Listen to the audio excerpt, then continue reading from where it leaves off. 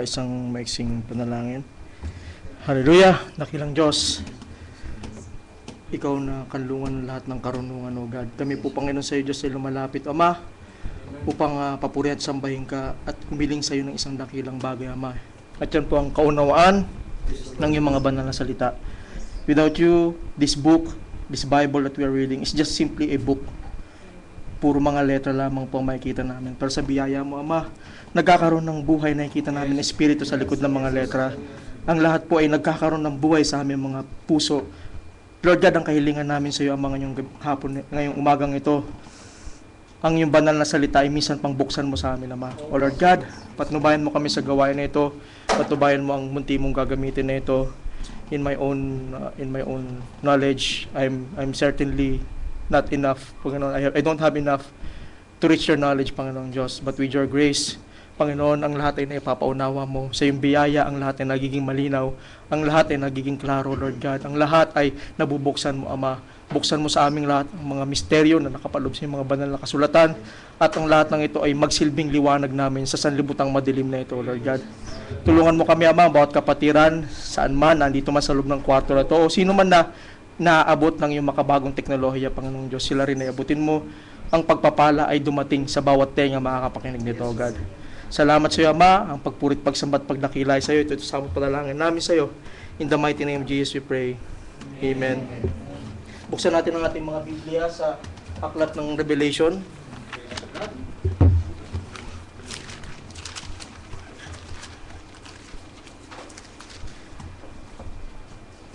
Seventeen.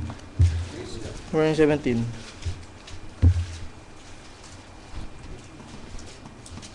This is a chapter that is very full of symbols. In fact, the book of Revelation is a symbolical book. Hiling tayo ng kaunawan mula sa ating Diyos. Sabi sa verse 1,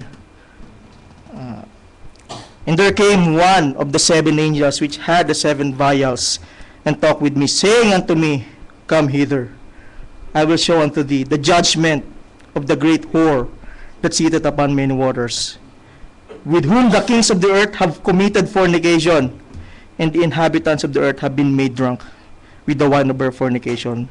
So he carried me away in the spirit into the wilderness, and I saw a woman sit upon a scarlet-colored beast, full of names of blasphemy, having 7 heads and 10 horns. And the woman was arrayed in purple and scarlet color, and decked with gold and precious stones and pearls, having a golden cup in her hand, full of abominations and filthiness of her fornication. And upon her forehead was a name written, Mystery, Babylon the Great, the mother of our harlots and abominations of the earth. Please be seated, brothers and sisters. Revelation 17.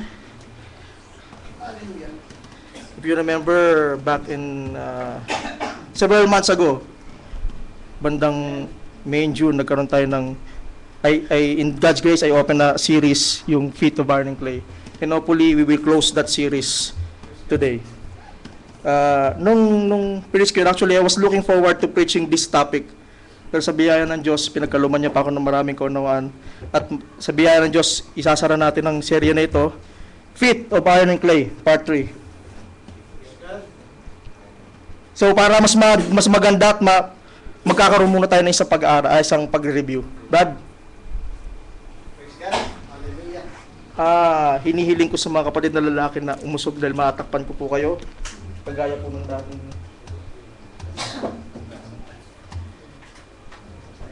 For the majority part, major part ng message ito, I will be standing here.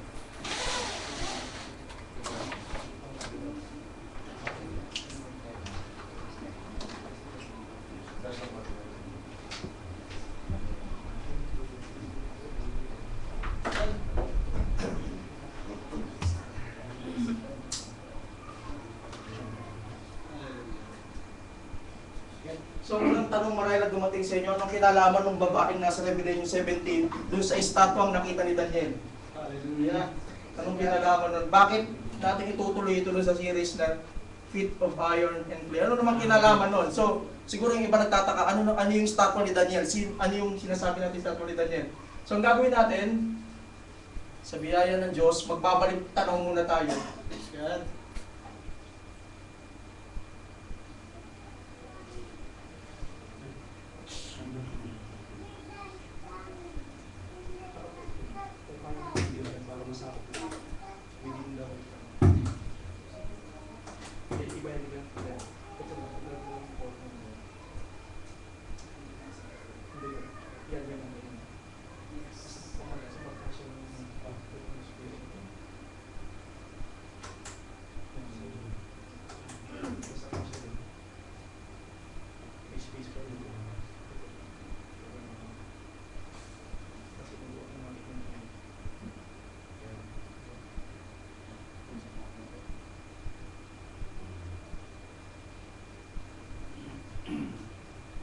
Okay, so Faith in of Iron and Clay Part 3.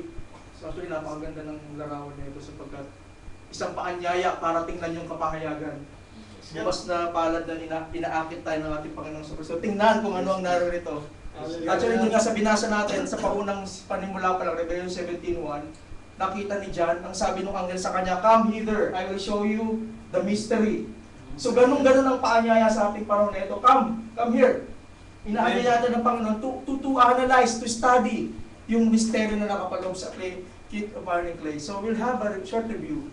Mag-review muna tayo. Bakit tayo mag-review? Una, para sa kapakanan ng mga hindi nakapakinig. Maaaring may nakapakinig, part 1 lang ang nanakinggan nila, yung part 2 wala. O maaaring yung part 2 lang nakinggan, yung part 1 hindi. O para sa atin na rin lahat, para sa biyaya ng Diyos, so pagtugma-tugma natin yung lahat ng mga pangyayari. So bumalik tayo sa Daniel chapter 2. Naalala ninyo, si Haring Nebuchadnezzar ay nakapanaginip ng isang panaginip na nakalimutan niya. Amen. So, kumuha siya ng mga mag-i-interpret ng panaginip na yon. So, unang-una, paano mo i-interpret ang isang panaginip na nalimutan? So, yun yung pinaka-problema. Mag-i-interpret ka ng isang panaginip na hindi mo na maalala. Sa totoo lang, madaling mag-interpret ng panaginip. Kung isasabihin sa akin, madaling mag-invento. Niloob ng Diyos na makalimutan ni Nebuchadnezzar yun para sa gayon madakila ang Diyos. Amen. Walang kahit sino pwedeng mag-interpret ng isang panaginip na hindi mo maalala. So dalawa ang challenge kay Daniel dito. Una, alalahanin yung panaginip. Ikalawa, ibigay yung interpretation ng panaginip. So ano muna pala yung nakalimutang panaginip? Ito, sinasaysay na ni Daniel kay Haring Nebuchadnezzar yung panaginip. Ano ba yung panaginip po ni Nebuchadnezzar? Maraming nagsubok pero hindi sila nagtagumpay. Maraming nagsubok mag-interpret pero si Daniel lang na pinagkalooban ng Diyos ng kapahayagan. Si Daniel at this point in time was just a teenager. Roughly around 12 or 13 years old. Kung maalala ninyo, nabihag ang Israel ng Babylonia. Naging mga captive sila. At bilang mga binata, sila ay tinitrain under sa Babylonian education. So, anong panaginip? Thou, O King, kausap ni Daniel si Nebuchadnezzar, sawest, and behold, a great image. This image, which was mighty, and whose brightness was excellent, stood before thee, and the aspect thereof was terrible. So, sabi pala ni Daniel, Haring Nebuchadnezzar, yung napanaginipan mong panaginip, yun ay isang estatwa, isang image. Sabi niya, so yun. As for this image, its head was of fine gold. So yung ulo pala niya ay ginto, yung breast and arms are of silver, its belly and its thighs of brass, its leg of iron, its feet part of iron and part of clay.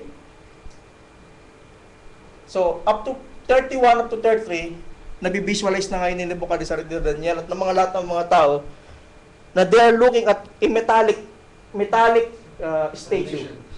Metallic man. Magsisimula ka sa ulo na yari sa ginto, silver, brass, and iron. Ngayon ito, tuloy natin. Those saw still that a stone was cut out without hands, which smote the image upon its feet that were of iron and clay, and break them in pieces. So may bumagsak daw na bato na hindi gawa ng kahit anong kamay at winasak yung estatwa na yon. At pansinin yung detalye na to. Smote the image upon its feet that were of iron and clay.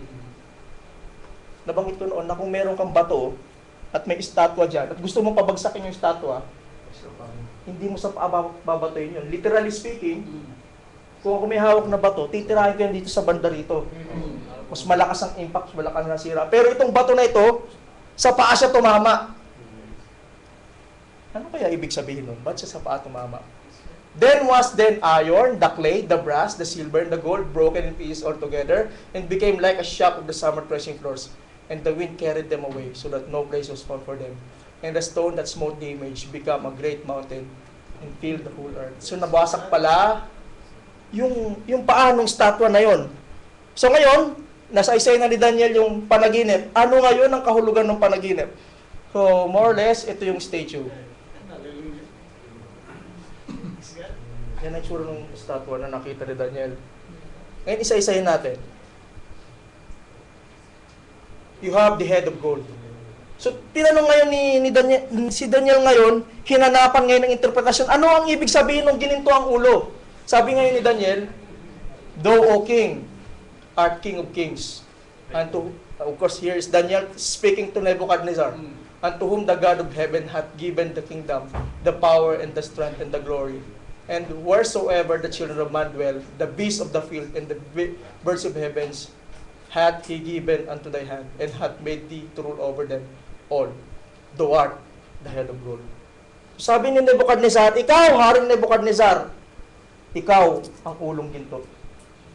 So actually, he was speaking to Nebuchadnezzar, pero actually, pag sinabi mong, ikaw o hari, hindi niya lang tinutukoy si Haring Nebuchadnezzar as a person, but Haring Nebuchadnezzar as a kingdom. So in fact, this head of gold corresponds to the Babylonian Empire. Tandaan natin, si Nebuchadnezzar ang kasalukuyang hari ng Babylonian Empire nung panahon na yon. So that empire lasted this much, 606 to 53 A. So mayroon tayong susi dito sa pag-interpret. Ito palang estatwa na ito is all about kingdoms. So makikita natin ngayon. Bumaba tayo ngayon.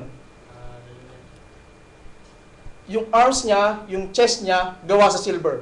Ano daw ang ibig sabihin? Interpret ulit ni Daniel yan. Sabi ni Daniel, and after thee, after you, Nebuchadnezzar, shall rise another kingdom inferior to thee.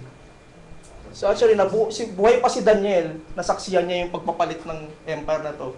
In fact, pagdating mo ng Daniel chapter 6, kung nabasa niyo na yung buong book Daniel, nilusob ang Babylonia ng mga Medo-Persian. Nasaksiyan niya, kung maalala ninyo yung piging na kung saan nagkaroon ng handwriting on the wall, sabi doon ng sinulat, yung bandang Uparsin. Ang ibig sabihin ng Uparsin, many tekel Uparsin ang ibig sabihin, tinimbang ka, ngunit kulang. At doon na nagbigay ng prophecy na merong isang kaharian na lulupig sa kanila. At nagkatotoo, within that night, lumusob ang mga Medo-Persian at pinatumba. Ang Medo-Persian actually is a combination of Medes tsaka Persia. Pinatumba nila yung head of gold. So we see another kingdom coming in which gives rise to the end of it ended this head of gold and gives rise to this another kingdom. Ngayon after that, dumating ito. Belly and thighs of brass. So, yari sa brass ito. Ano ngayon interpretation ni Daniel? Sabi na Daniel, and another third kingdom of brass, which shall bear rule over the earth. So maliwanag na this is a series of kingdoms. And you don't have to have a very great revelation. Kung ikaw ay nag-aaral ng history, malalaman mo na ang sumunod sa Medo-Persian Empire is the Greek Empire. Actually, nasa Bible din ito. May isa pang vision, pero we'll not tackle that anymore. So, may Greek Empire from BC 330 to BC 323. Pansinin nyo, medyo maiksi ang Greek Empire. Mabilis lang lumipas ang Greek Empire. And pagkatapos niyan, ininterpret naman ni Daniel yung ito. Legs na gawa sa iron. And as the fourth kingdom shall be strong as iron, for as much as iron breaketh in pieces, and subdueth all things, and as iron that crusheth all these things shall it break in pieces and crush. So, ito yung interpretation niya dito sa pang-apat. So, nagkakita tayo pagkakasunod-sunod ng mga kaharian, para siyang iron. Okay, alam natin, pagkatas ng Greek Empire, sumunod ang Roman Empire, tinalo ng mga Romans ang Greeks sa history from BC 30 to AD 364. Actually,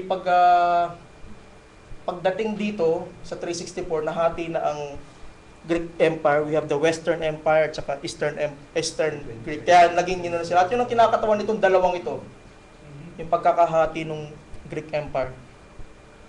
And lastly, and this is a subject, the feet na ginawa sa iron and clay. So nakikita nyo ba, kung ito sunod-sunod mula kay Nebuchadnezzar pababa hanggang sa Roman Empire, clearly, we are facing this period. Right. Nakaharap tayo sa period na ito, feet of iron and clay. And whereas thou sawest the feet of those, part of potter's clay and part of iron, it shall be divided kingdom, but there shall be in the strength of the iron, for as much as thou sawest the iron mixed with miry clay, And as the toes of the feet were part of iron and part of clay, so the kingdom shall be partly strong and partly broken. The feet of iron and clay. Ngayon, napanaginipan ito ni Haring Nebuchadnezzar, interpret ni Daniel, bata pa si Daniel. Fast forward tayo, lumipas ang, sabi ng history, roughly around 50 years. So, by Daniel chapter 7, tumungo tayo sa Daniel chapter 7, na naginip, this time, si Daniel naman. Na naginip siya ng mga beast. So, kung around 12 or 13 si Daniel that time, sa Daniel chapter 2, pag natutong niya ng Daniel chapter 7, mga matanda na siya, more than 60 na. So ngayon, nakapanaginip na naman siya. Daniel spake and said, I saw in my vision. Kausap niya rito yung anghel. Sabi niya, by night, and behold, the four winds of heaven break forth upon the great sea. And four great beasts came up from the sea, diverse one from the other. Ito yung una. The first was like a lion and had eagle's wings. I beheld till the wings thereof were plucked, and it was lifted up from the earth, and made to stand upon the 2 feet as a man. And a man's heart was given into it. So hindi mo na mamaya natin balikan kung ano ibig sabihin yan. So nakapanaginip pala siya ng isang leon na may pakpak ng agila. Nabunot daw yung pakpak ng agila, at siya'y nalip mula sa earth, at siya'y tumayo bilang isang tao, at binigyan siya ng puso ng isang tao. Next. And behold, another beast. So pagkatapos ng leon na may pakpak ng agila, and behold, another beast, a second, like to a bear. So this time also naman, it was raised up on one side. So parang tabing-tabingi yung kanyang forma, nakaangat yung isang balikat, and three ribs were in its mouth, between its teeth, and they said thus unto it, Arise, devour much flesh. So yung bear na nakatabingi, may kagat palang 3 ribs. After this I beheld, and lo, another, like a leopard. So doon sa pangalawa may bear, pangatlo may leopard naman, which had upon its back 4 wings of a bird. The beast had also 4 heads, and dominion was given unto it. So you have a leopard, which has 4 wings and 4 heads. And after this, I saw in the night visions, and behold, a 4th beast, terrible, powerful, strong exceedingly, and had great iron teeth. It devoured and brake in pieces, and stamped the residue with its feet. And it was diverse from all the beasts that were before it, and it had 10 horns. So wala tayong masyadong clue kung ano ang itsura, kung anong klaseng hayop, yung pang-apat. Basta sabi lang, mamaya babalikan natin yung mga katangian na to. Terrible and powerful, strong, may iron teeth, it devoured and break in pieces, diverse from all beasts. At ito pinakamalaking clue. It has 10 horns. Paulit-ulit natin makikita yung vision ng 10 horns na yan. Ito ngayon yung interpretation. Sabi in-interpret ngayon nung anghel kay Daniel ito. Sabi nung anghel kay Daniel, these great beasts, which are four kings that shall arise of the earth. So instantly, boom! Na-realize ni Daniel na may kinalaman ito doon sa panaginip niya nung bata pa siya. Panaginip ni Nebuchadnezzar nung bata pa siya.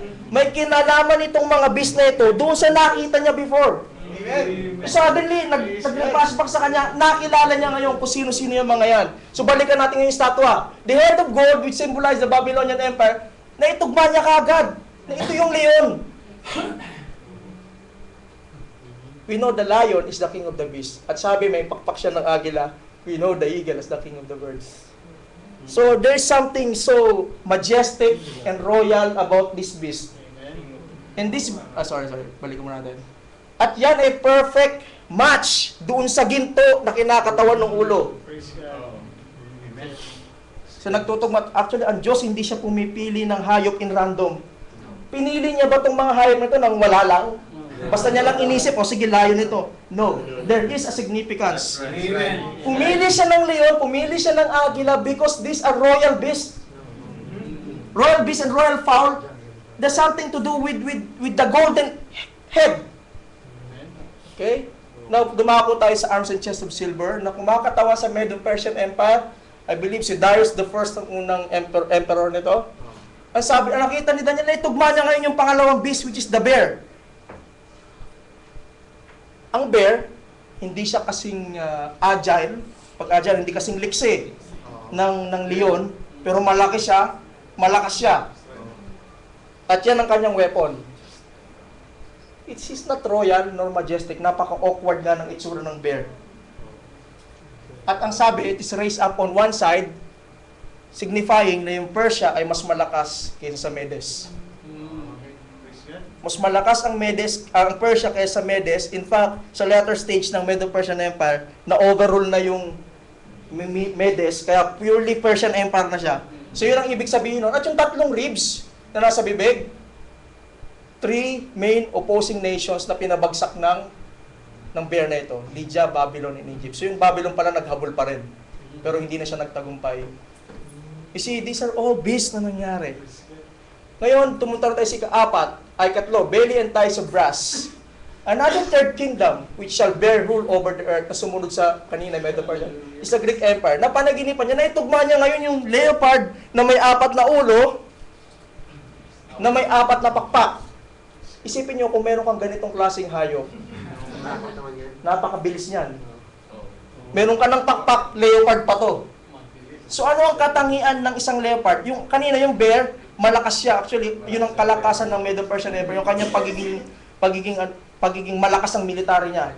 At sabi nga sa history, meron daw milyon-milyon na mga hukbo na pinadala sila na kahit hindi masyadong hasa yung mga hukbo na yun, dahil sa laki nila, nagagapi nila yung kalaban. Opposite nito, ito, agile and good hunters. Ang leopard, magaling na hunter yan. At ang kanyang primary use is bilis. So para talunin ng isang leopard, ng isang bear, kailangan niya ng bilis.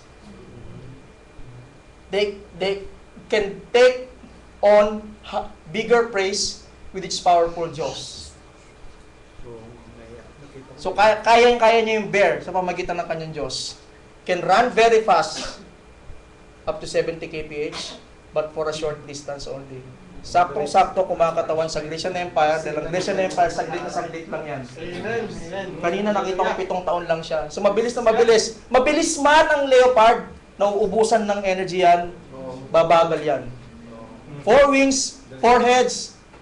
Ang empire nito later on nag-divide into Egypt, Syria, Thrace, and Macedonia. So kaya merong 4 na ngayon pumunta tayo sa ika-4. Legs and iron, tsaka yung pit and iron ng clay. Yung pang-4 na beast, walang masyadong clue na naibigay ang ating propetang si Daniel. Hindi natin alam kung anong itsura niyan. So kung walang itsura yan, paano natin itutuloy ito sa mga nasusunod na takto? Ang binigay lang na clue, terrible and powerful daw siya, may great iron teeth. So, dito pa lang may clue na kayo na may kinalaman sa pang-4 na empire ito kasi iron. Okay, devoured and break in pieces. Stamp the residue with its feet. Diverse from all the beasts. At ang pinaka-importanting clue na kinakailangan natin sa pag-aaral, the 10 horns. May 10 sungay pala itong beast na ito. So, wala tayong picture na pwedeng idikit dyan, hindi kagaya ng unang 3 at this point in time. So, paano natin pagpapatuloy itong pag-aaral na ito kung wala pala tayong picture na maikakabit sa pang-4 na? All we know, kung yan ang ika-4, it has to have a connection with the Roman Empire. May connection dapat yan sa Roman Empire. Sabi ko kanina, you don't have to have great revelation to understand yung pagkakasunod-sunod na yan. Babylonia, Medo-Persia, Greece, tsaka Roman. You have to have some understanding of history. Malalaman mo na yun ang pagkakasunod-sunod ng mga empires since Nebuchadnezzar up to the point we are living in. So, we don't have picture of that. So, doon nagulumihanan si Daniel. Ano yung ika-4 na beast na yun? In fact, dito siya nag-focus. Ito yung tinatanong niya doon sa anghel. Sino to? Ano? Yun ang gumugulo sa kanyang isipan. Sino o ano yung ika-4 na beast? Doon siya na-focus. Isang dahilan, kaya marahil bighani siya sa 4th beast. Kung babalikan yung statue ni Daniel, bumagsak yung bato doon sa paanan. So clearly, kung may ganun mangyayari sa future, interesado si Daniel doon. Thus he said, the 4th beast shall be the 4th kingdom upon earth, which shall be diverse from all kingdoms, and shall devour the whole earth. So yung buong mundo pala, sasakupin nung ika-4 na beast na yon. Kung sino siya, and how is he connected to the Roman Empire, we will discuss that later. And shall tear it down and break in pieces. And the 10 horns out of this kingdom are 10 kings. So ito yung pinakamalaki nating clue. Yung 10 sungay pala ay 10 hari na lalilitaw, and another shall rise after them, and shall be diverse from the first, and he shall subdue 3 kings. So, ito yung nangyari. Nagkaroon siya ng idea, may 10 sungay, hindi na nakita yung iba. At sabi ng Biblia, and shall speak great words against the Most High. So magbablasphemy pala itong sungay na ito at may bibig siya. Sabi niya, and shall wear out the saints of the Most High, and to think to charge times and laws, and they shall be given unto his hand until a time and times and dividing of time. Ano yung time, times, and dividing of time? Mamaya, yun natin. But the judgment shall sit, and they shall take away his dominion, to consume and to destroy it unto the end. So yun yung binigay sa kanyang, yun yung binigay sa kanyang description ng beast na ito, at hanggang dito lang yung ininterpret sa kanya nung anghel. So marami pa rin unknowns about this fourth beast. So kung si Daniel naakit, na-attract siya nung ika-4 na beast, at gusto niyang malaman kung sino yung ika-4 na beast, dapat lalo na tayo. Kung tatanggapin natin na may kinalaman ito sa panahong kinabibilangan natin, dapat maging mapanuri tayo. Alamin natin kung sino yung ika-4 na beast na ito. So, hindi na-describe ng mainam ni Daniel sa kanyang libro, sa kanyang aklat, yung itsura ng ika-4 na beast. Pero pagdating sa panahon ni John, ipinakita ng Diyos kay John yung buong kaganapan, kung ano ang itsura ng ika-4 na beast. We will establish this now. And I stood upon the sand of the sea, and saw a beast rise out of the sea. So it is a beast out of the sea, having 7 heads, at ito na yung matinding clue na meron tayo. 10 horns. And upon his horns, 10 crowns. And upon his head, the name of blasphemy. So kanina nakita nyo, yung sungay daw ay nagsasalita ng mga words of blasphemy. So ito na naman siya. And the beast which I saw was like unto a leopard. His feet were feet of a bear, and his mouth as the mouth of a lion. And the dragon gave him power, and his seat and great authority. So, meron siyang katawan na kagaya ng isang leopard, meron siyang paa na kagaya ng isang oso, meron siyang bibig na kagaya ng isang leon. May naalala ba kayo dyan? Yung unang 3 beast na nakita ni Daniel sa Daniel chapter 7 ay nagsama-sama to form the 4th beast. Ganyan ang itsura niya. So clearly now we have a picture. Pero i-establish pa rin natin. Baka masyado namang mababa, Brother Hilbert. Porket nabasa mo lang na 10 horns yan, siya na yan agad. I-establish natin mamaya ng gusto. Ma-establish natin na ito ay yung nakita ni Daniel. Sabi pa ng Biblia. And I saw one of his heads as it were wounded to death, and his deadly wound was healed, and all the world wondered after the beast. So you have the whole world wondering upon this beast. Okay? And they worship the dragon which gave power to the beast, and they worship the beast. Itong itsurang ito, mga kapatid, may mag-worship dito. May sasamba rito sa itsurang ito. After all, hindi naman kasi ito ang inaharap niyang itsura. Kung ito sana ang ihaharap niyang itsura, lahat ng tao magtatakbuhan, hindi lalapit dito. Pero hindi ito ang maliwanag sa Biblia na hindi ito ang ihaharap niyang muka. Dahil lahat ng tao ay sasamba sa beast na ito. Who is like unto the beast, who is able to make war with him.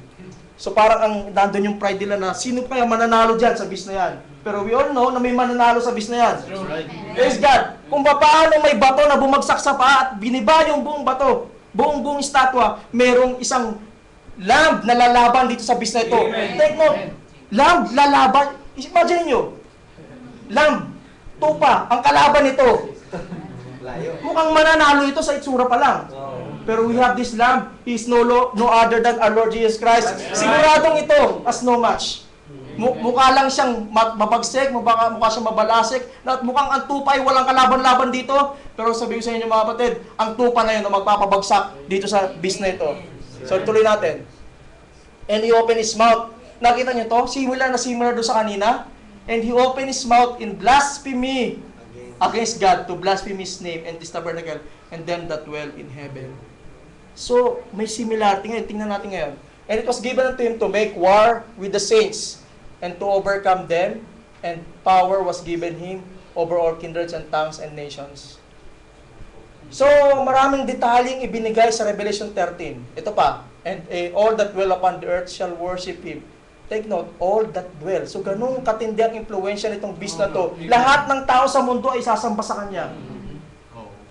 So, kaya ngayon, malalaman natin na ganun ka-importanteng makilala kung sino itong beast na to. Because otherwise, baka mapasama ka doon sa mga worship sa beast na ito. And praise be to God, naniniwala ako na walang pinili ang Diyos na may iwan pa sa mga tagpong ito. Whose names are not written in the book of the Lamb slain before the foundation of the world. Kaya kung ang pangalan mo ay nakasulat sa aklat ng buhay ng Kordero, there's no chance you will be worshiping this beast. That's right. That's right. You will not be worshiping a beast. Ang sasamba lang dito ay yung mga tao na hindi nakasulat ang pangalan sa aklat ng buhay ng Kordero. So, let us compare two beasts. Are they really the same? Yung nakita ni Daniel sa chapter 7 na ika-4 na beast, at yung nakita ni John sa chapter 13, are they really the same? Baka naman siya tayo nagja-jump into conclusion, pinaparehas lang natin sila. Tingnan natin yung pagkakasimilar. Daniel 7, ika-4 na beast. At ikumpara natin sa John 13, yung beast out of the sea. Mahalagang sabihin ko tong beast out of the sea kasi meron pang isang beast sa John 13. This should be Revelation 13. It should be Revelation 13. Sorry about this. Revelation 13, merong beast na lumibaw sa sea. Kung babasahin nyo yung buong chapter 13, meron pang isang beast. Pero we will not discuss about that. We'll just talk about the beast that came out of the sea. So, ang unang clue natin, sabi sa 7 verse 20, and of the 10 horns that were in his head. So, merong 10 horns. At sabi sa 24, and the 10 horns out of this kingdom are 10 kings that shall rise. So, may clue tayo doon na may 10 sungay, at yung sungay na yun ay kumakatawan sa hari, at yung hari na yun ay bibigyan ng kaharian. Bibigyan sila ng authority. So, tingnan natin ngayon kung ano sinabi ni John, sa John 13, Revelation 13, verse 1. Stood upon the sand of the sea, and saw a beast rise out of the sea, having 7 heads and 10 horns. Take note of this, very similar dito sa 10 horns. And upon his horns, 10 crowns. Ibig sabihin, crowns meaning may kingdom, may authority yung 10 horns na yan. So, we check, meron silang similarity dyan. So, masasabi natin, pareha sila ng itsura. Next. Sa verse 20, do karugtong nito, even of that horn that had eyes, and the mouth that spake very great things, whose look was more stout than his fellows. So, tingnan nyo to, meron siyang mouth na nagsasalita ng great things. Tingnan mo to. Sa 5 ng Revelation 13, and there was given unto him a mouth, speaking great things and blasphemies. Parehas pa. So, kanina may sungay, parehas may bibig na nagsasalita ng blasphemy. And I beheld the same horn made war with the saints and prevailed against them. So, yung horn na ito ay nakipagdigma sa mga saints. And it was, sa Revelation 13:7, and it was given unto him to make war with the saints and to overcome them, and power was given him over all kindreds and tongues and nations. So you see, meron silang parehas na sungay, nagsasalita ng blasphemy, at ngayon, nakipagdigma sa saints. So we are really talking about the same beast here. And they shall be given unto his hand time and times and dividing of time. So yung pamumuno pala nung horn na yon is time and times and dividing of time. Celebration John 13. And powers given unto him to continue 40 and 2 months. Ang 42 months is equivalent to 3.5 years, which is equal to time times dividing of time. We have a year, and 2 years, and a half of a year. So 1 plus 2 is 3, plus and a half, 3.5 years. So we have striking similarities between these two beasts. So hindi tayo nanguhula ngayon na yung nakita ni John sa John sa Revelation 13 at yung nakita ni Daniel like 4 na beast ay one and the same. So ngayon, malalagyan na natin ng muka itong question mark na ito. May muka na siya.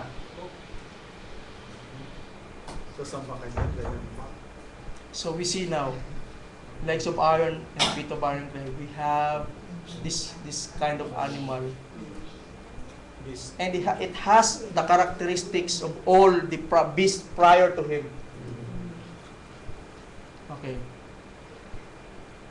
Ngayon, pupunta na tayo sa pinaka-subject natin. That was a review. Nakita natin, na-establish natin na yung kaapat na beast ay yung nakita din ni John sa chapter 13 ng Revelation. Now, let's jump to Revelation 17.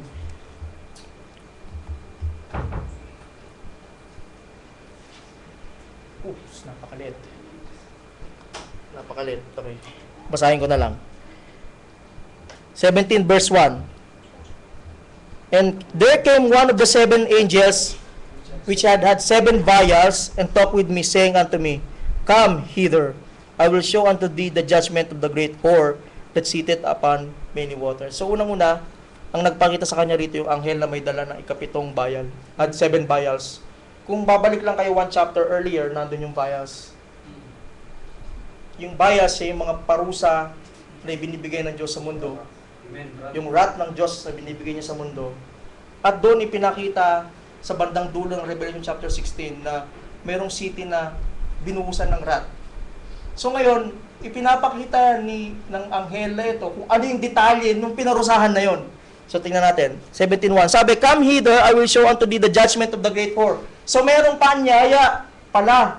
Mayroong paanyaya itong itong anghel na, halika, ipapakita ko sa iyo. So yung paanyaya na yon ay hindi lang paanyaya para kay John. Paanyaya yung para sa ating lahat. Halika kayo, tuklasin natin, alamin natin kung ano itong whore na to.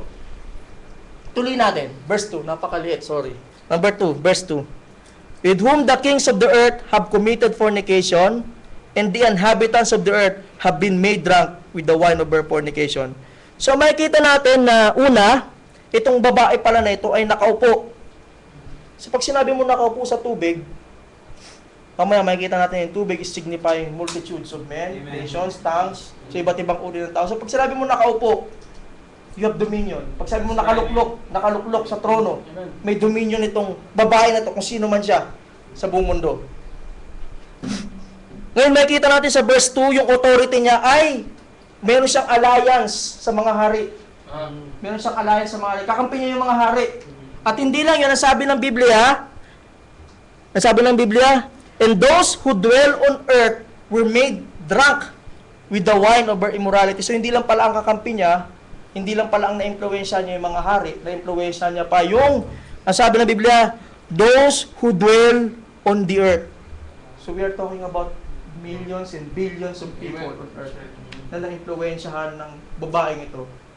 Sino kaya itong babaeng ito? So, if you have a whore, by the way, a whore is a prostitute, a harlot. Isang high class na prostitute ito. High class na prostitute na ang kanyang nabibiktima ay mga hari. People na ang kanyang mga kakampi ay mga hari. At marami siyang na-influensyahan, marami siyang naging suki, so to speak. Yes. Sa mga inhabitants of the earth. Verse 3. Sorry, napakaliit. Punta natin sa verse 3. So he carried me away in the spirit into the wilderness, and I saw a woman sit upon a scarlet-colored beast, full of names of blasphemy, having 7 heads, and 10 horns. So yung babae pala na ito, na nakaupo sa maraming mga tubig, dinidescribe ng Biblia na siya ay dala-dala ng isang beast. At itong beast na ito ay kaparehas nung nakita ni John sa Revelation chapter 13, parehas sa nakita ni Daniel sa chapter 7. So anong itsura niya? This is the same beast. But this time, nakita na ni John na may nakaupo ng babae. So ang unang dumating sa kanya rito, itong beast na to, hindi ito ang unang pagkakataon na nakita niya yan. Sa Revelation 13, nakita na ni John itong beast na to. Pero doon sa pagpuloy, nag-iisa yung beast. Pagdating ng Revelation 17, mayroong nakaupo dun sa beast. So doon nagugulumihanan si John. Ano ang kinalaman ng babaeng ito dun sa beast? At na-establish natin kanina na this is the Roman Empire.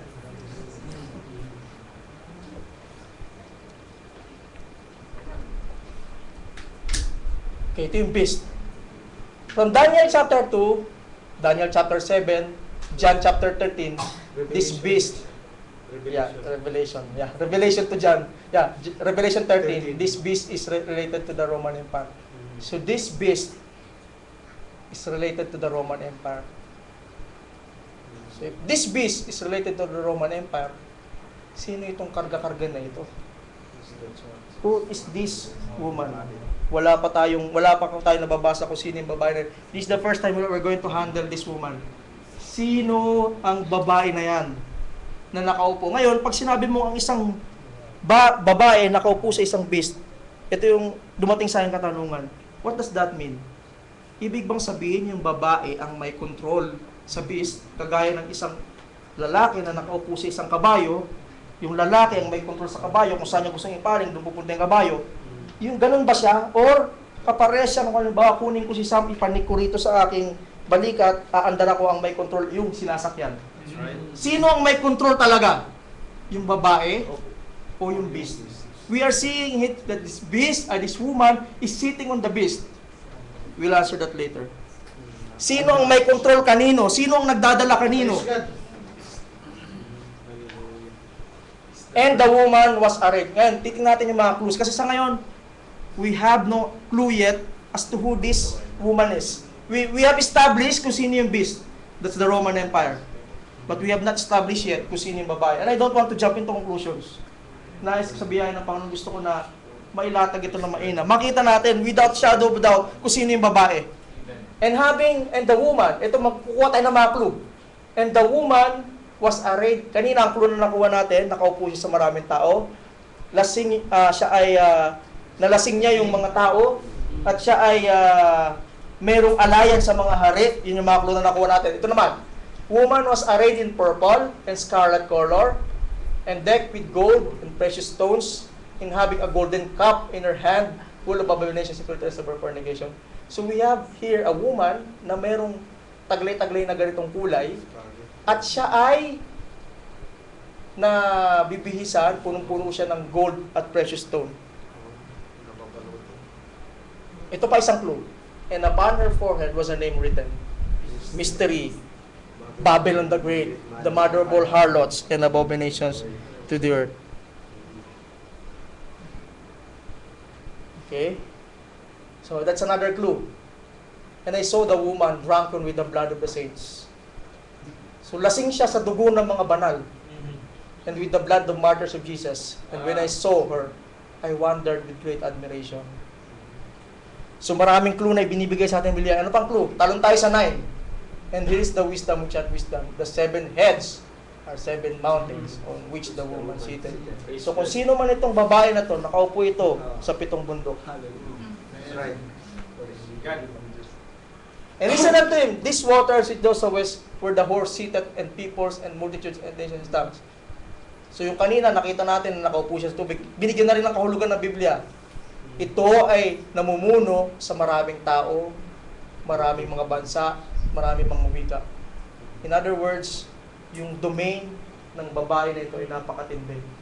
And I can think of anything else na may ganong klaseng domain. And the woman which thou sawest is that great city which reigneth kings of the earth.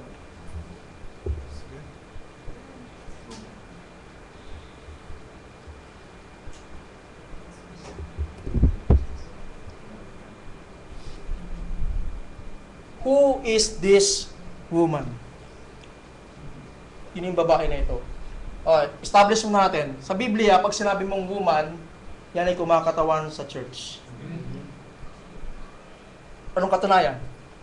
2 Corinthians 11:2. For I am jealous with you over with godly jealousy, for I have espoused to one husband, that I may present you as a chaste virgin to Christ. So dito, yung church ay inahalin tulad sa isang chaste virgin, isang babae na inihahandog kay Kristo. Ephesians 5:23, for the husband is the head of the wife, even as Christ is the head of the church, and He is the Savior of the body. So, yung kung paano ang isang asawang lalaki ay ulo ng kanyang asawang babae, ganun din si Kristo na ulo ng kanyang church. So if we have here a chaste virgin na kumakatawan sa true church, ano kaya ang kakatawanin ng isang prostitute, ng isang woman? Clearly, kung ito ay ang true church, clearly that one is a false church. Opposite lang yun. Kung meron ka rito isang chaste virgin na handang-handang ialay ang kanyang sarili para Kristo, meron ka dong isang beast na handang-handang ialay ang kanyang sarili sa lahat kay Satanas. At sakop-sakop niya ang lahat. Then we have a exact opposite. If this woman, this wife is the church, the true church, that one has to be a false church. That's right. That's right. At binanggit doon sa pinakahuling verse na binasa natin, that great city. Sa Biblia, ang city ay tumutugma sa isang woman. Revelation 21, 9 to 10, and there came unto me one of the 7 angels, which had the 7 vials full of 7 last plagues, and talked with me, saying, Come hither, I will show thee the bride, the lamb's wife. Sabi nung anghel, halika, papakita ko sa iyo yung asawa ng kordero. Pero pagtingin niya sa 10, and he carried me away in the spirit to a great and high mountain, and showed me that great city. Nakita niyo ba, the Holy Jerusalem descending out of heaven? Tinawag yung wife, the bride, the lamb's wife, as a great city. That means, yung great city na isa, na binabanggit sa Revelation chapter 17, that's also a great city, and that's also should be a woman, tumutugma. At kung dito itutugtog mo pa rito, that has to be a church. So we have a church sitting on the Roman Empire. Which religious system? So we are talking about the church. Which religious system controls multitudes, nations, and tongues? Yun ang clue na nakita natin kanina. Amen. Isa pang clue na nakita natin kanina is arrayed in purple and scarlet. That's right. Has seduced kings and inhabitants of the earth. Is decked with silver and gold. Is drunk with the blood of the martyrs of Jesus. Silang yan. Itong pinakamatibay na hindi mapapasinungalingan. Geography. Sits upon 7 mountains. We have here 7 mountains that where the Vatican is sitting. So hindi ako mangingimi na sasabihin ko, who is this religious system? It's nothing but the Roman Catholic Church. I'm not jumping into conclusion. Paliwanag mga kapatid, sabihan ng Diyos, sinet up natin ng maayos, pinagbulay-bulayan natin ng maayos, verse after verse after verse. Hindi tayo tumalon sa conclusion. The Bible itself is speaking that this great whore is the Roman Catholic Church. At tamang-tama naman nakita natin yung sinasakyan niyang beast kanina pa, na-establish na natin that that is the Roman Empire. That's right. We have a church sitting on an empire. Praise be to God, pinapakita sa atin ng Diyos ang lahat ng ito. Kaya kung gugustuhin nyo manatili doon sa pit of iron and clay na yon, it's up to you. Pero ako sa inyo, doon ako sa bato, natitibag sa lahat. Doon ako mananatili. Yun ang isang kingdom na hindi mawawasak ng kahit sino. Kung gusto mo doon sa statwa na may gold, may silver, may brass, then fine. Walang pipigil sa'yo. Pero sinasabi sa atin ng Biblia na hindi matibay ang statwa na yon. At sinasabi din sa atin ng Biblia na yung beast na ito ay wawasakin one day. So, which religious system has all these characteristics, hindi ko may tatanggi. Nanggaling ako rito sa church na ito. Amen. And kayo din, lahat tayo. At halos lahat tayo nanggaling. Brad, hindi ako galing sa Roman Catholic Church. Yes. May magsasabi ng gano'n. Pero tandaan yung pagkaka-describe sa kanya ng Biblia. Mother of all harlots. May mga anak yan. May anak siya. Dami yung anak. So kung may anak siya, maaaring hindi ikaw yung nanay, pero kung ikaw naman yung anak, sabit ka pa rin. That's right. Praise God. So, nanay, anak, sige mamaya balikan natin yon. Kung gusto mo, kung nagre-rejoice ka na dahil hindi, praise God, hindi ako yung nanay, nandun ka naman sa anak, ganun din ang sasapitin mo. Okay, so now, tanong natin kanina, who is this woman? May pangalan na yan ngayon. The RCC Church. The Roman Catholic Church. And I don't mean to hurt anyone. That's right. This is the difficult part of this kind of message. We're not against the system. Mamaya ipuprove natin na even this church is not safe in the hands of this beast. Yes. Siya din lang ay ginamit ng beast na ito. Kaya nga ang may papayo ko kapatid, even us should not look at Catholics in a sa mababang paraan. Because sila din ay biktima.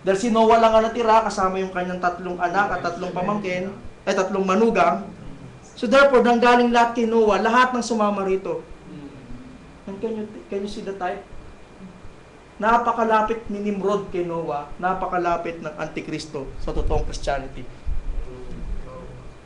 Iipunin ni Nimrod lahat ng tao, iipunin lahat ng Antikristo ang lahat ng tao. So, yun ang makikita natin. Kung paano giniba ito ng Diyos, makakaasa kayo, gigibain din ng Diyos. Yung tatayo nilang pagkakaisa na yun. So, nakikita nyo sa panahon natin ngayon, lahat ng mga rin nagtatalo-talo, for there will come a time that they will all come to mama, to their mother. Dahil lahat sila doon ang galing. At kung isipin ninyo, si Satanas ang nasa likod ng lahat ng ito. His best strategy is to unite all his weapons. Kaya kung paano ang lahat ay dumarating sa climax sa end time, we can expect the same sa panahon na to. So it all started here. Now, na-identify na natin yung woman. Ang isang tanong kasi na talagang rito, how is it related to the beast? Yung tanin ng tanong ko, sino ang sumusuporta kanino? Sino ang kumukontrol kanino? Yung woman ba? O yung beast?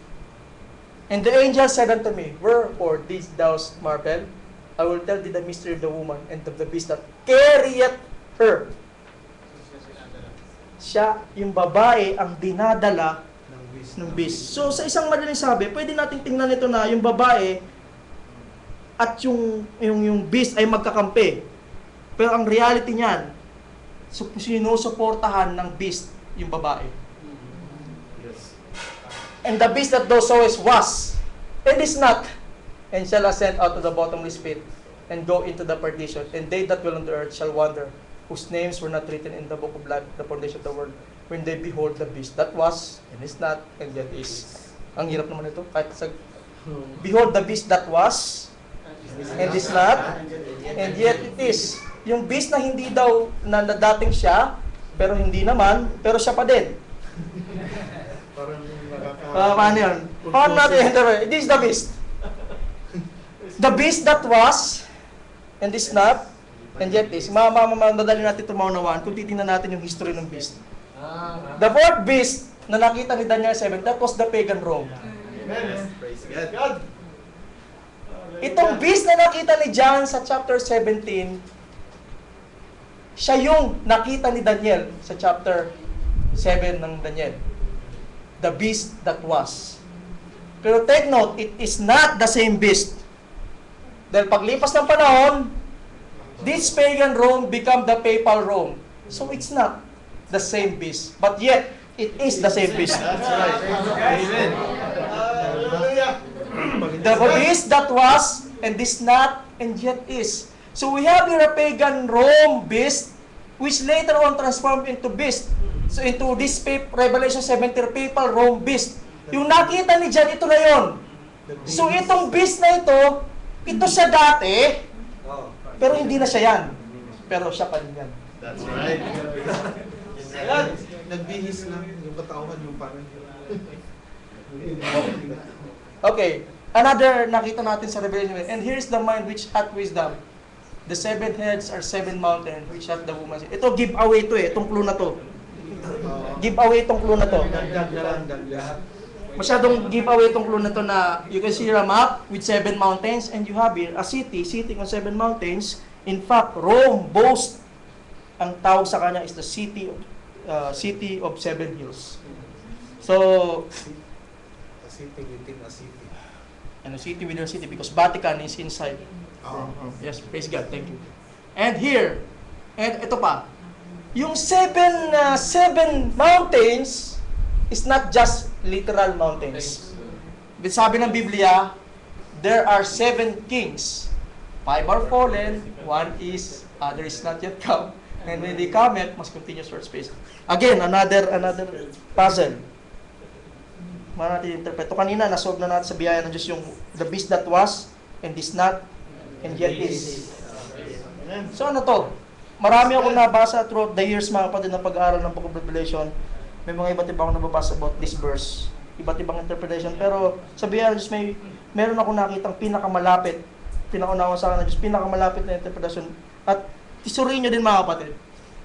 7 kings, 5 are fallen, and 1. Una-una, we have to be consistent. So Daniel chapter 2, pag sinabi mong king, you're not talking about a single king.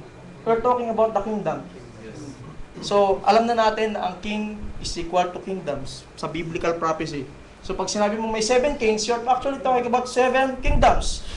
Now, we only know 4 of them. Babylon, Medo-Persian, Greece, Roman. So, kulang At na ito, tatlo. yung kingdoms na nababanggit in Daniel 2 tsaka Daniel chapter 7. Pero am I not missing something here? Itong mga ito ay mga kingdom lang, ang ginagawang basihan lang natin, panahon ni Nebuchadnezzar. Nebuchadnezzar plus another kingdom, plus another kingdom, plus another kingdom. Yun lang naging base natin. Pero kung sasaliksikan mo sa history, there are other empires. Of course, there are other empires like the Mongolian Empire, the Russian Empire, we have Ottoman Empire.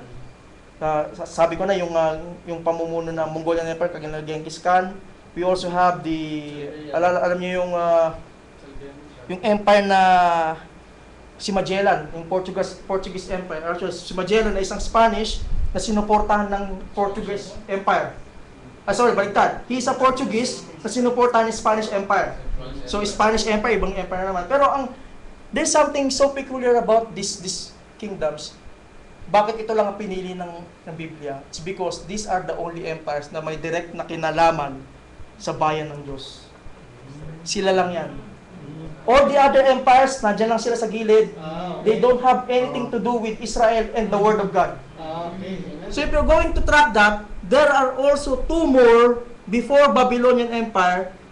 There are 2 more empires that has a direct connection with Israel and with the Word of God. And that first is the Egyptian Empire. Remember, panahon ni Moses, yan ang superpower.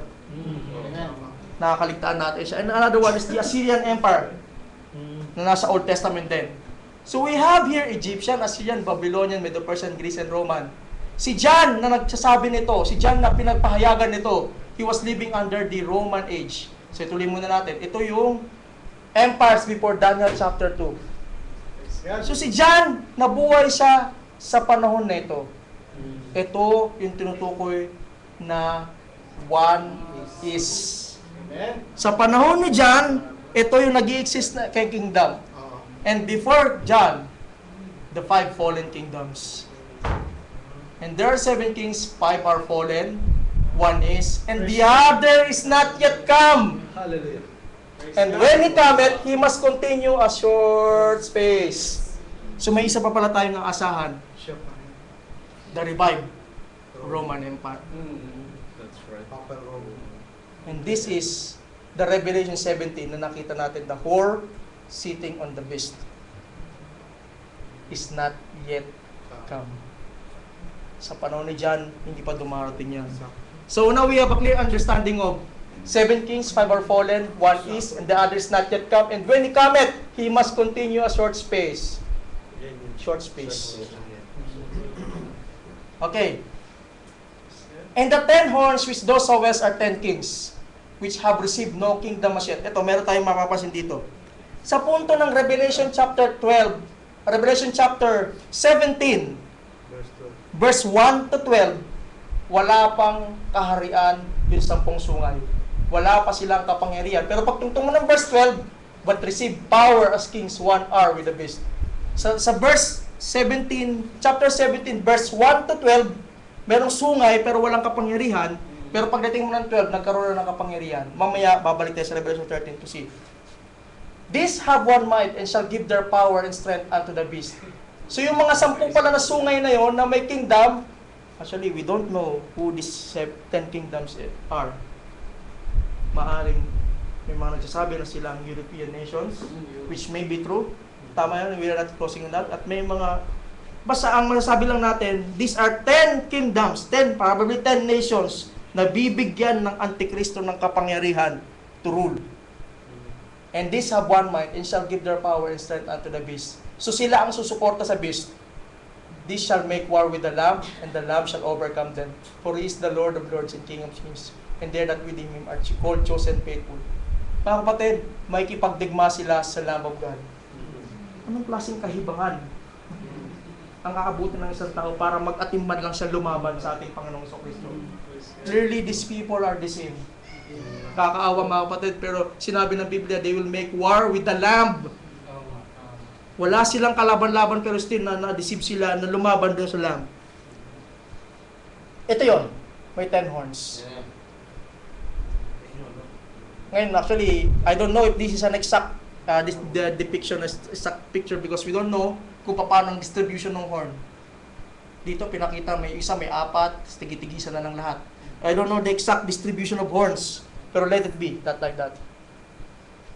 So 10 kings equals 10 nations who will support this beast. It will wage war against Jesus. So yun yung 10 horns sa kinakatawan. Ito pa. And he said unto me, the waters which thou sawest where the horse seated are peoples and multitudes and nations and tongues. Ito pa. And the 10 horns, yung kanina, yung nabigyan ng kaharian, each thou sawest upon the beast, these shall hate the whore. Sila man ay magagalit dun sa babae. Sila man ay babaligtad against dun sa babae. And shall make her desolate and naked, and shall eat her flesh and burn her with fire. For God hath put in the hearts to fulfill His will and to agree, and give their kingdom unto the beast, until the words of God shall be fulfilled. And the woman which also is the great city which reigneth over against the Lord. So we have here a picture. Yung babae ay lalapain din ng beast. Yung Catholic Church is not safe with the beast. Kaya ito yung sasabi ko mga kapatid. Sa totoo lang, awa dapat ang mangibabaw sa ating mga kapatid na Katoliko, mga magulang na Katoliko. They are all just victims. At makikita ninyo one day, even the Catholic Church, how great it is, how even we see that biktima rin lang sila. And kung papansinin ninyo, Satan is behind all of this. Yung babae at yung beast ay parehong weapon lang yun ni Satanas. Yung babae, siya ang spiritual weapon ni Satanas.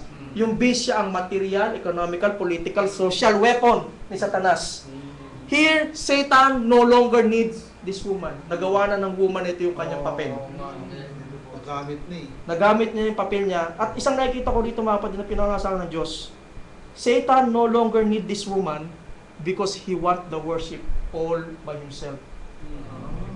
Magtatayo siya ng kanyang kaharian in the middle of the week.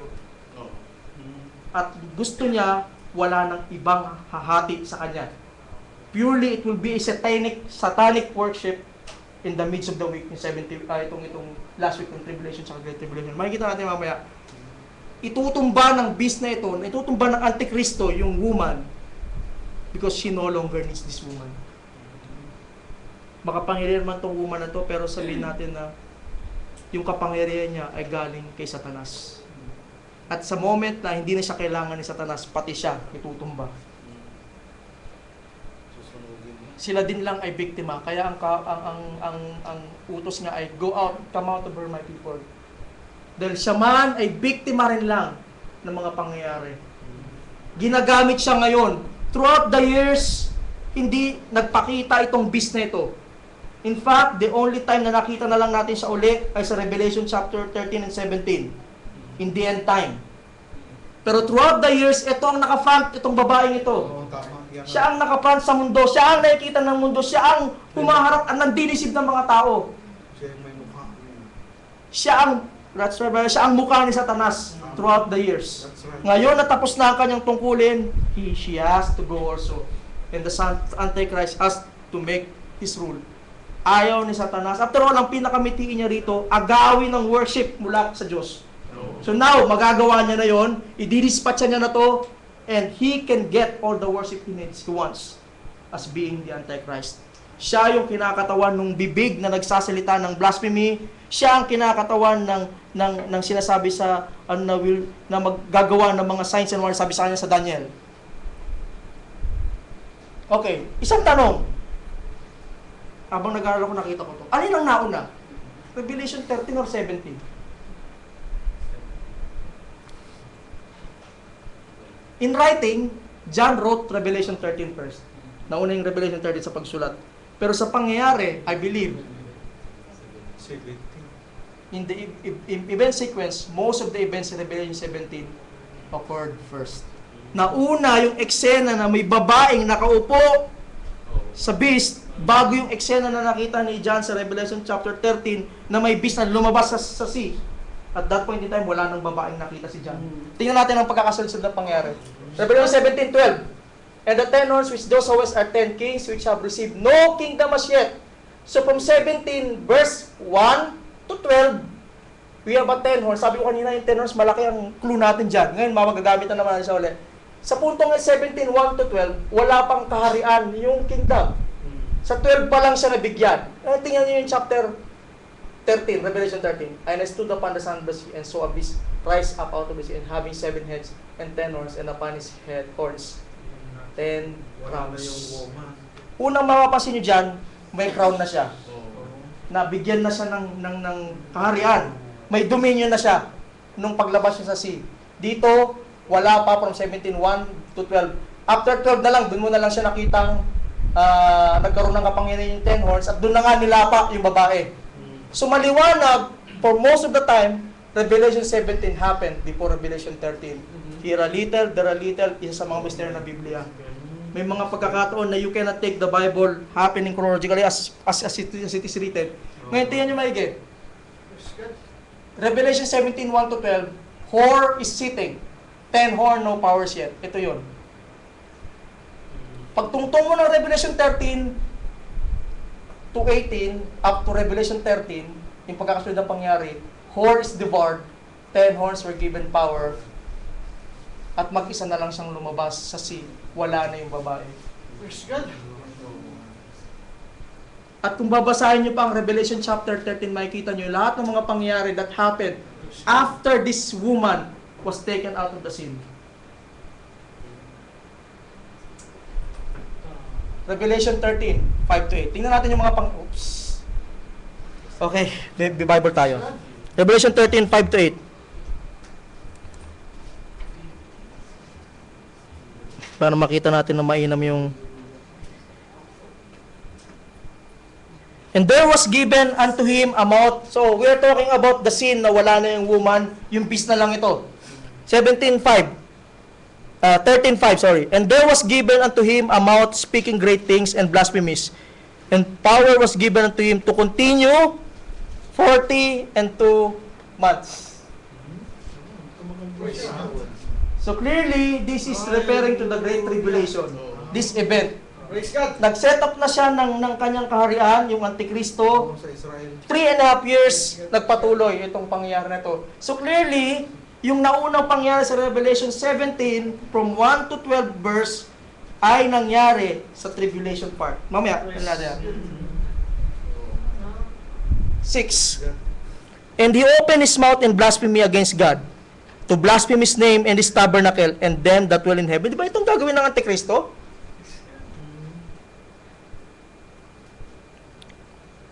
And it was given unto him to make war with the saints and to overcome them, and power was given him over all kindreds and tongues.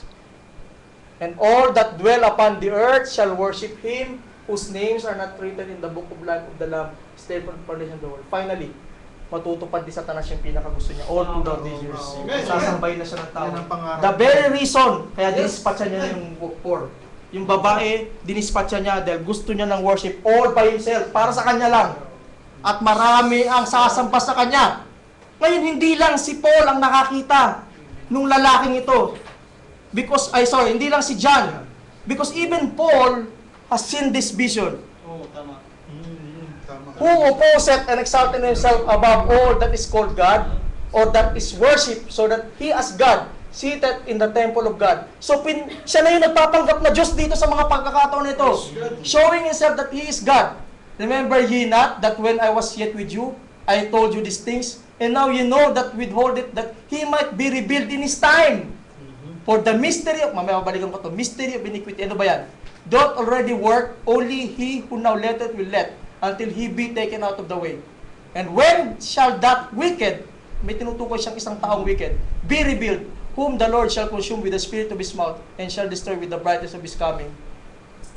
Even him whose coming is after the working of Satan, with all power and signs and lying wonders, and all deceivableness and righteousness in them that perish, because they receive not the love of truth, that they might be saved. Yung mga madadaya ay yung mga walang pag-ibig sa righteousness, yung mga hindi nakasulat sa aklat ng buhay ng Kordero before the foundation of the world. So yung nakita ni John, nakita rin to ni Paul. Nag-warning na siya. At, pansinin niyo itong term na mystery of iniquity. I suddenly remember yung isang sinabi din ni Paul, yung mystery of godliness, kabaligtaran ng mystery of iniquity. Sabi ni Paul, great is the mystery of godliness. Alam natin yan na ang Panginoon, ginamit niya ang bugtong niyang anak to manifest Himself. Yun ang mystery of godliness. Ang mystery of iniquity is the same. It's the opposite. Actually, Satan, ginamit niya yung Antikristo to manifest himself. So yun ang tinatawag nating mystery of iniquity. Doth already work. So mystery of godliness versus mystery of iniquity. Ngayon, tingnan natin to. Saan galing itong picture na to? Ayun. Ipasok natin dyan ngayon yung mga natutunan natin. We have in the tribulation this sin. The woman sitting on the beast. Actually, it is Satan acting in a whore mode. Sa Great Tribulation, 3.5 years, we have the beast acting as the beast in a beast mode. Revelation 17, Revelation 13. So, naipasok natin lahat ng napag-aralan natin ngayon. So, finally, kanina, meron ako nilaktawang verse. Kung napansin nyo itong verse na to. Nilaktawan ko to eh. He is the beast that was and is not. Kanina, alam na natin kung ano ibig sabihin nito. Siya yung beast na dati, pero hindi na siya yun. Even he is the 8 and is of the 7 and goeth into perdition. Alam natin yung ikapito, pero ano yung ikawalo? Tingnan nyo ito 1, 2, 3, 4, 5, 6. Ito ikapito. Ano yung ikawalo? We now know the whore mode ng Revived Roman Empire, which is Revelation 17, verse 1 to 12. And we now see the beast mode. Actually, I tried, behind just inimbento ko to para mas madaling yung salitang ito, ginamit ko para mas madali natin ma-visualize. We have Satan behind all of this. Ang ginagawa lang ni Satanas, nagpalit siya ng kanyang mode depende sa sitwasyon. On the first 3.5 years ng tribulation, he exercises the whore mode. And in the second half of that week, he becomes a beast mode. So balikan natin ulit yung kanina picture. Here, the tribulation, 3.5 years, nag-act siya as the woman on top of a beast. And here in the Great Tribulation, he acted as the beast without the woman. And now we see na ang Revived Roman Empire has two modes, the 7 and the 8. Even he is the 8 and is of the 7 and goeth into perdition. Praise be to God. This goeth into perdition.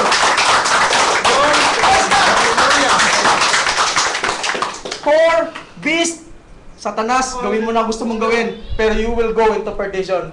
At ito mga kapatid, yung tinatawag nating feet of iron and clay. Ito yung nakita ni Daniel na binagsakan ng bato na nasira at nagiba. Ito rin yung nakita ni John na babagsak sa perdition. At ito din yung nakita ni John na didigmain ng lahat ng mga tao.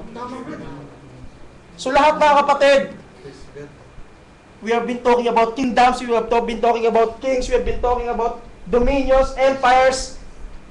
Pero I believe there's only one true dominion. Yung dominion ng Diyos. Kumapit ka sa lahat ng mga ito, and surely you will die, surely you will be destroyed, you will be annihilated one day. Gaano mang katitikas, katitibay ang mga ito, may katapat ang lahat ng mga yan. Satan, name your game. Kung anong gusto mo magpaka-whore ka, gusto mo magpaka-beast ka, it's up to the Satan, up to Satan.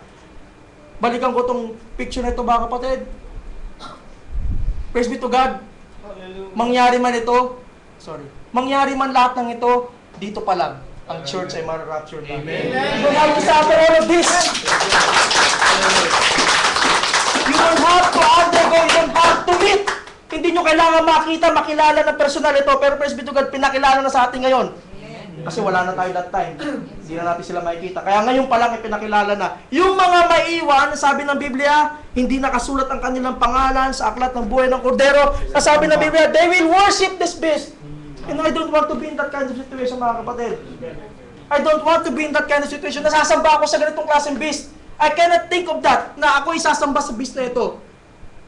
Meron ba sa inyo gusto sa pamba sa beast na ito? Then leave the earth. Dito pa lang. Because mahirap mapunta sa panahon na to sa horror mode ng Satanas at sa beast mode. Tandaan natin, yung horror at saka yung beast pares lang kasangkapan ni Satanas yan. Pares lang kasangkapan. He's just changing his modes. Depende sa kung ano kailangan ng panahon. Kaya now we know, sa last verse, yung in the beast that was and is not, even he is the eighth, and is of the seventh, and goeth into perdition. And now we know that this is the feet of iron and clay. We are living in the empire in the last stage of the Roman stage. Ang nakaprant sa atin ngayon, kung mga kapatid, if I may present it back, ang nakaharap sa atin itong woman na to. Pero one day, we will see its full force. Come out of her a weapon and be not partaker of his plagues. Amen. Praise God. Sila ang paparusahan ng ating Diyos. And praise be to God, you don't have to suffer all of this because here pa lang, dito pa lang, ayun siya, nandun siya. Amen. We are going for the rapture that get catching up there. God. Praise God, let us all rise, brothers and sisters. Biyaya ng Diyos. Hallelujah. Let us pray. Praise God.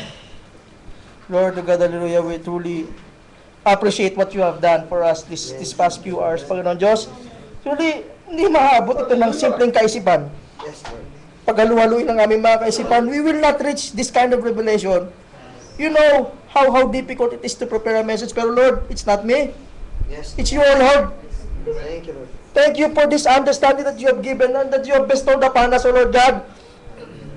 Help us, Lord, to stay true to this faith na pinagkaloob mo sa amin, O Lord God. At lahat ng revelation na ito nagmumula sa iyo. We don't own anything in here. Mas maligaya na lamang kami, Panginoon, siya pinagkakalooban mo kami ng lahat ng ito. Pero ang lahat ng kapurihan ay para sa iyo, O Diyos. Salamat, Ama, sa pagkakataon na pinakilala mo sa amin ng babae, pinakilala mo sa amin ng beast. Nakita ito ni Daniel, nakita rin ito ni John. Nakita ni John at sinulat niya sa Revelation. Pero mapalad kami, Panginoon Diyos, dahil pinakita mo sa amin ng buong picture. We don't have to wonder anymore, kagaya ng nangyari kay John, kagaya ng nangyari kay Daniel, na they wondered, they were astonished, they wonder upon this beast, this woman. But praise be to God, we will leave this room without any shout, without any wonder, Panginoon Diyos. We will leave this room with full blessings, Panginoon Diyos. Salamat sa biyaya na ito,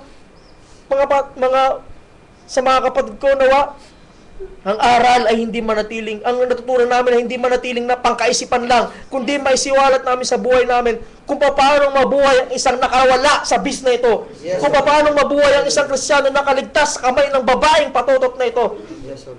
Truly, Lord, you have blessed us with mighty revelation. Help us, Lord God, to continue with this life that you have provided us, Panginoon Diyos.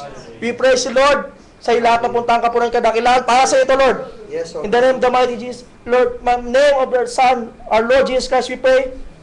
Amen. Praise God. Praise God.